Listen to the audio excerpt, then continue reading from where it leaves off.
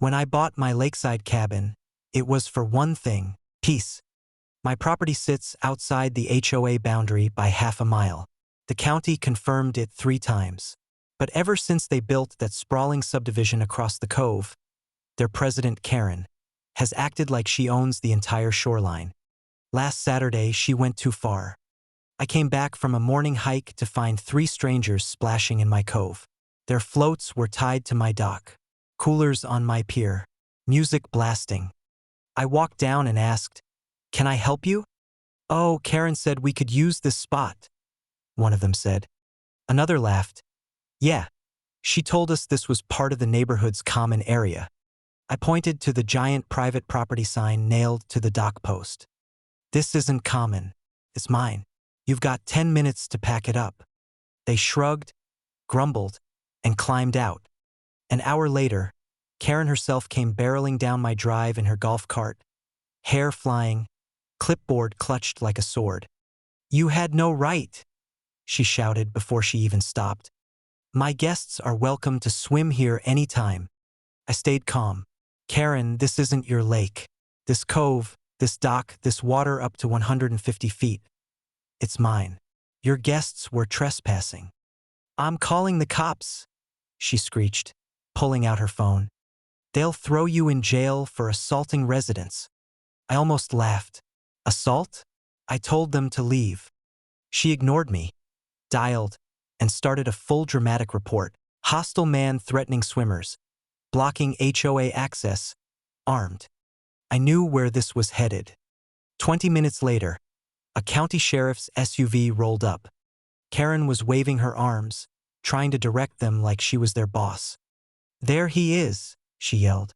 "Arrest him." The deputy stepped out slowly. "Sir, you the property owner?" "Since 1998, I said, handing over my license and the original plat map I keep in the cabin for moments just like this. The deputy took one look, then turned to Karen. "Ma'am, none of this land or water is in your HOA. But I'm the president. We've always used this shore," she sputtered. "That doesn't make it yours," the deputy said. "You and your guests are trespassing." Karen folded her arms. "I demand you cite him. He was threatening people with a weapon." The deputy raised an eyebrow. "Weapon?" She jabbed a finger at the fishing rod leaning against the dock. "That stick thing." For a moment, the deputy just stared at her.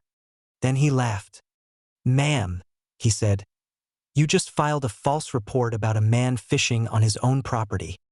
Well, he was scary," she stammered. "And now you're getting a written warning," the deputy said, pulling out his pad. "Keep this up, and next time you'll be riding back with me." Her face turned crimson. "You can't do this. I am the HOA." The deputy tore the pink copy off the pad and handed it to her. "Ma'am, the HOA stops at your fence line. Now leave. Today." Karen climbed back in her golf cart, burning rubber up my drive. The deputy watched her go, shaking his head. "Sorry about that," he said. "We've had 3 calls from her this month already." "No worries," I said. "Thanks for making it clear." As the sun set over the water that evening, my dock was quiet again. And for the first time, I saw the HOA clubhouse across the cove with its lights off. I had a feeling Karen's phone privileges might be suspended for a while.